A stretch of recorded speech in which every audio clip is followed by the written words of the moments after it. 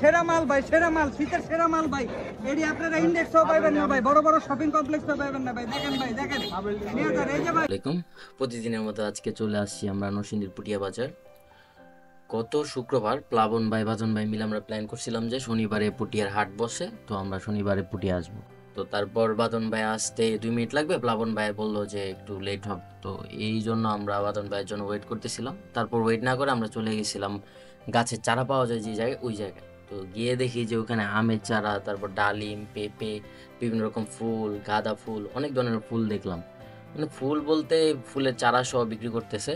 তো এরপর যখন বাদন ভাই চলে আসে, বাদন ভাইয়ের সাথে চলে গেলাম আমরা পাখি যে জায়গায় বিক্রি করে, যেখানে টিয়া পাখি, তারপর লাভ বার্ড, কোয়েল পাখি, এরকম নানা ধরনের পাখি বিক্রি করতেছে, ওইখানে চলে গেলাম। পাখির দাম কিরকম, কত টাকা করে পাখি বিক্রি করতেছে বা জোড়া কত, এগুলো আমরা দামাদামি করে আসলাম। তো সামনে আগাইতেই দেখি যে মুরগি, হাঁস এগুলো বিক্রি করতেছে, আবার এর পাশে আবার কবুতর বিক্রি করতেছে।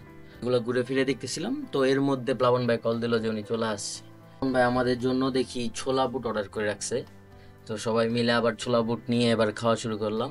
খাওয়া শেষ করে এবার আমরা গরুর হাটের দিকে গেলাম। গরুর হাট দেখতে দেখতে গরুর দামাদামি করলাম। দামাদামি করে, আমাদের তো টাকা নাই, তাও দামাদামি করে আসলাম।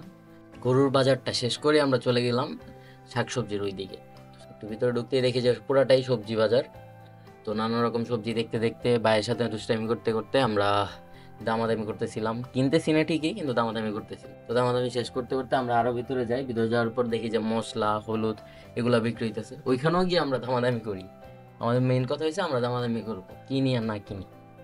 তারপর চলে আসছিলাম আমরা মাছের বাজারে। মাছের বাজারও আমরা দামাদামি করলাম। গরিবের পাঙ্গাস মাছ দেখলাম, তারপর ইলিশ মাছ তো নাই, ইলিশ মাছ ছিল না, তেলাপিয়া দেখলাম, তারপর শুটকি দেখলাম। মাছের বাজার থেকে বের হয়ে দেখলাম যে ফুলকপি, এবং ফুলকপির দাম ইদানিং অনেক কমে গেছে।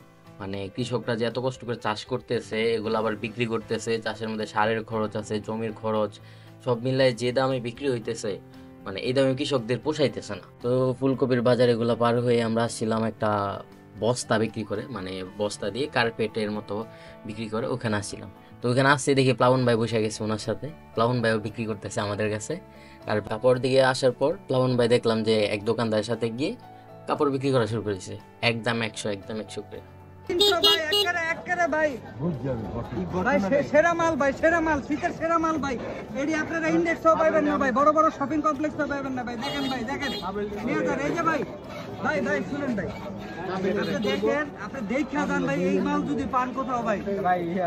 কি ভাই, ভাই জেন্টস লেডিস বলে আমরা বৈষম্য করি না, আপনারা করেন নারী পুরুষে বৈষম্য। কাপড়ে নেন ভাই, পরেন ভাই, দেন ভাই, একটা আমনের সাইজের ভাই। তো লাস্ট মুহূর্তে বাদন ভাইয়ের কিছু কেনাকাটা ছিল, উনি কেনাকাটা করে আবার চলে আসছে। বাদন ভাই কেনাকাটা করে চলে আসছে। বাদন ভাই আসার পর আমরা আবার প্ল্যান করলাম যে প্লাবন ভাইয়ার গ্রাম সৈয়দনগরে আমরা যাব।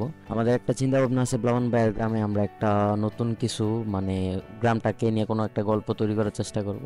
এই ভিডিওটা যখন আপলোড হবে তখন হয়তো আমরা সৈয়দনগর থাকবো। ইনশাল্লাহ আমরা চেষ্টা করবো সৈয়দনগর নিয়ে এরকম ছোট ব্লগ আকারে কোনো ভিডিও দেওয়ার জন্য। ওই দিকের গ্রামের পরিবেশ সবকিছু মিলে আমরা একটা চেষ্টা করবো সৈয়দনগর নিয়ে একটা ভিডিও তৈরি করার জন্য। আর এতক্ষণ আমাদের পাশে দেখার জন্য অসংখ্য ধন্যবাদ। যারা পুরোটা ভিডিও দেখছেন সবাইকে অসংখ্য ধন্যবাদ। আজকের মতো আমরা শেষ করতেছি। আল্লাহ হাফেজ।